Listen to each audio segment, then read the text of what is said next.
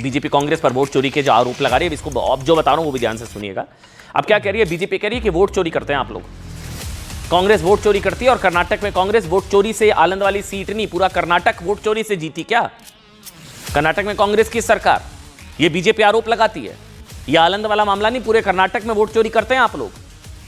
ये अच्छा, ये बीजेपी आरोप लगाती है, लेकिन ये और सीरियस तब हो जाते हैं क्योंकि कुछ वक्त पहले क्या हुआ था, आपको याद होगा, कांग्रेस के एक बहुत बड़े नेता रहे, बल्कि कर्नाटक के मुख्यमंत्री के पूर्व सहयोगी सिद्धारमैया के तो एकदम क्लोज एड कहते हैं, बहुत मजबूत सहयोगी। ये देखिए, इनका नाम है सीएम इब्राहिम। ये पूर्व कांग्रेसी, कांग्रेस के बड़े नेता, सिद्धारमैया के करीबी, बल्कि कहते हैं इन्होंने ही लड़ाया था बादामी का चुनाव 2018 में। खुद सिद्धारमैया, इन्होंने कहा कि वोट चोरी के सहारे जीते थे, वोट खरीदे थे। इनके जो एग्जैक्ट शब्द थे कि वोट खरीदे थे।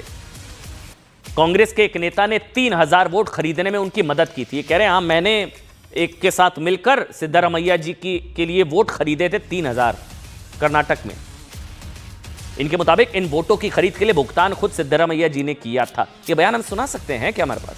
हाँ सुना, एक बार सुनाइए सुनाइए।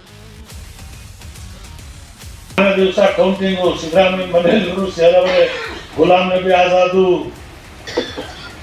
ಜನರಲ್ ಸೆಕ್ರೆಟರಿ, ನಾನು ಲೇಟ್ ಆಗಿ ಹೋದ್ರೆ ಟಿವಿಯಲ್ಲಿ ಬರ್ತಾ ಇದೆ Siddaramaiah thrilling behind 20,000 Madevappa out, Siddaramaiah ಕೈ ಇಟ್ಬಿಟ್ಟ, ನೀನು ಹೇಳ್ದಂಗೆ ಆಗ್ಬಿಡ್ತಲ್ಲ, ಬಾದಾಮಿ ಏನಾಗತ್ತೆ ಇಲ್ಲ ಗೆಲ್ತಿ ಅಂತೇಳಿ 10,000 ಲೀಡ್ ಇದ್ದಿದ್ದು 1000 ಬಂದ್ಬಿಡ್ತು.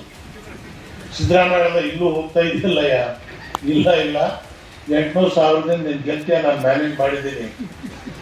ಕೊನೆಗೆ ಚಿಮ್ಮಂಕೆಟ್ಟಿ ಅಂತ ಒಬ್ಬ ಎಸ್ ಪಿ ಹತ್ರ ದುಡ್ಡು ಸಾಲ ತಗೊಂಡು 3,000 ಊಟ ಪರ್ಚೇಸ್ ಮಾಡಿದ್ವಿ ನಾವು ಸೋಮಶೇಖರ್ ಅವರು. ಹೇಳ್ತಾ ಇದ್ದೀನಿ, ನನಗೆ ಏನು ಹೆದರಿಕೆ ಇಲ್ಲ। अच्छा क्या हुआ और इसके अलावा क्या हुआ, ध्यान से सुनिएगा। राहुल गांधी ने कहा कि ये जो वोट चोरी की कोशिश हो रही थी या वोटर डिलीट जो होने की कोशिश हो रही थी, इस पर कर्नाटक सीआईडी ने चुनाव आयोग को 18 बार चिट्ठी लिखी। 18 बार जवाब ही नहीं देते।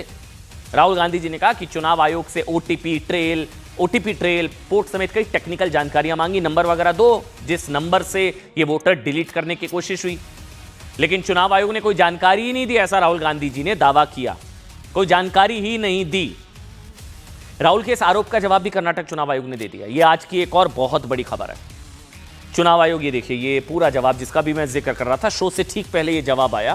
चुनाव आयोग ने बताया कि साहब हमने तो बता दिया था 2 साल पहले ही, हम तो 2 साल पहले ही जवाब दे चुके हैं।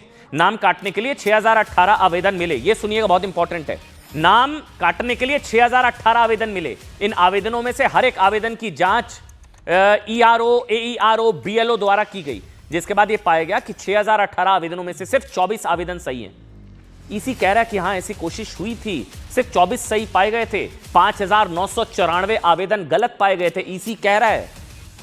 जिसके बाद सभी 5994 आवेदनों को हामी ने रिजेक्ट कर दिया था। ईसी कह रहा है, क्या खुलासा, क्या बम फोड़ा है अपने। फिर कर्नाटक चुनाव आयोग ने यह भी बताया कि राहुल गांधी जो 3 तकनीकी जानकारी नहीं देने का आरोप लगा रहे हैं, वो सभी जानकारियां कलबुर्गी के एसपी को 2023 को हैंडओवर कर दी गई थी। राहुल का क्या दावा कि इसी ने 18 महीने से वोट चोरी पर जानकारी नहीं दी। 18 चिट्ठियां।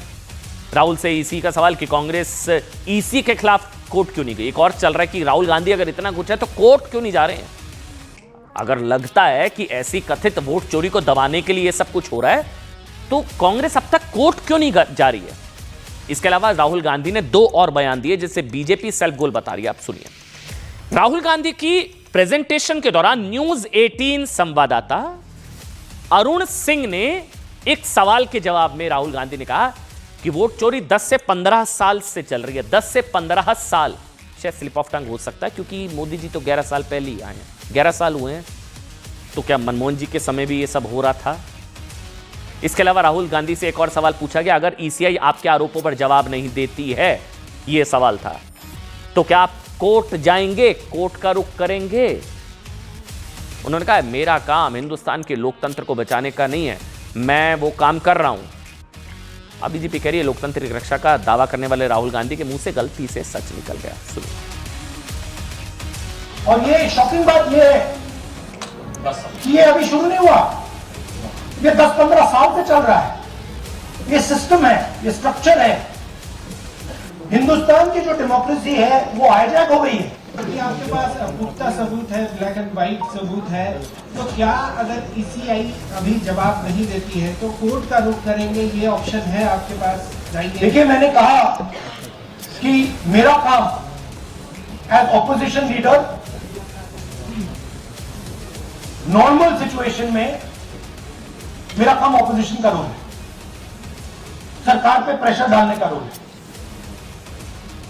मेरा काम हिंदुस्तान के लोकतंत्र को बचाने का नहीं, मैं वो काम कर रहा हूं, इस स्टेज पे मैं वो काम कर रहा हूं। कहते कहते हाइड्रोजन बम एक तरह से फोड़ गए अपने ऊपर ही।